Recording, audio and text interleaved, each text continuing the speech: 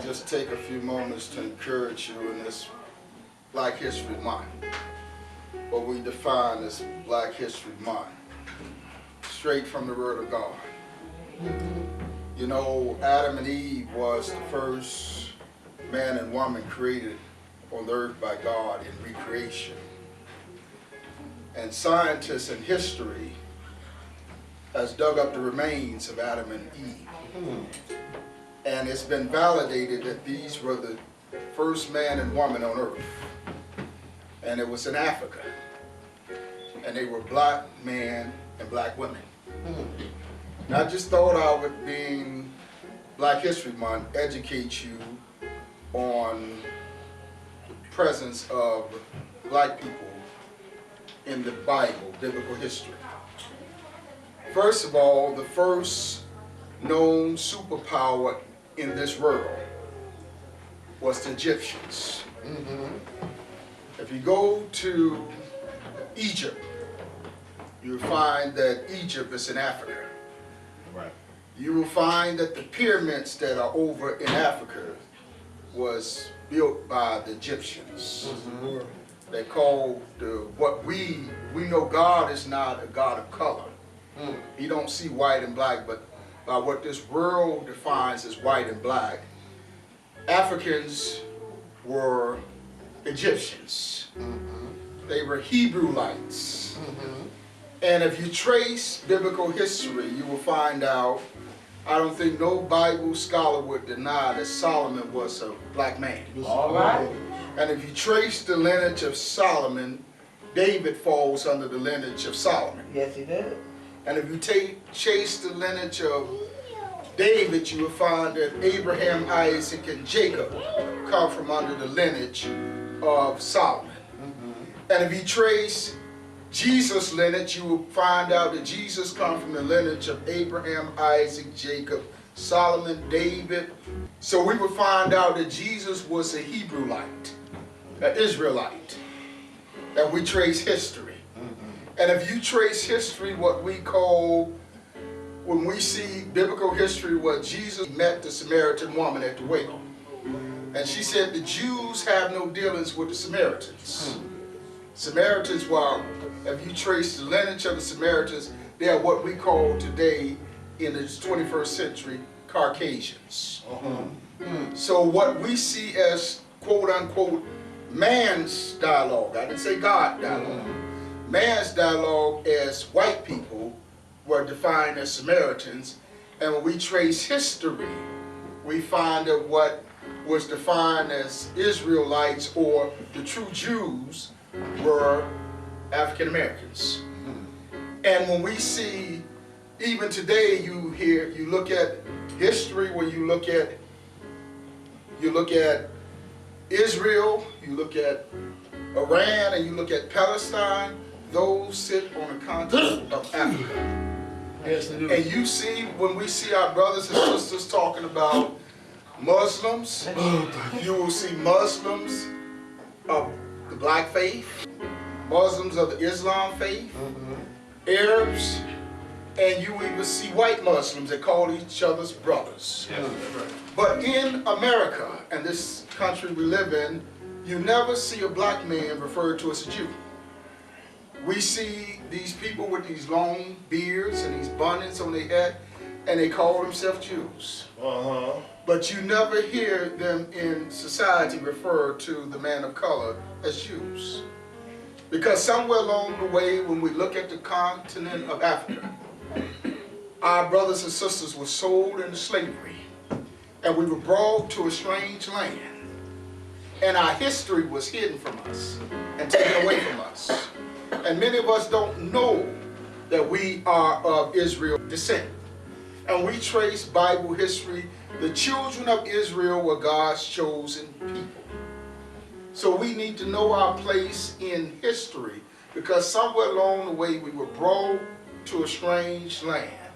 And our identity, our history was taken away from us, just as Jacob stole Esau's birthrights.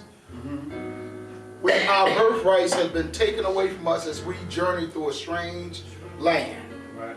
And when we see blacks killing blacks, African American killing African American. Those are those same tribal wars that took place back in biblical days, going on over here in America. We call ourselves GDs and vice lords. Those are fights over territories that our foreparents fought over land back in biblical days. And when we trace biblical history, and we trace the battle between the Arabs and the Jews today, or what they call Israel, the whole battle is over the land. Israel fighting over a territory bank that they claim to be theirs, and the Arabs fighting for a land that they claim to be theirs. And even in America, though we be detached from our homeland as a people, we're fighting over land and territory that don't even belong to us, because it's embedded in our soul. So we should know that as we celebrate Black History Month, we in this Bible, we are a peculiar people.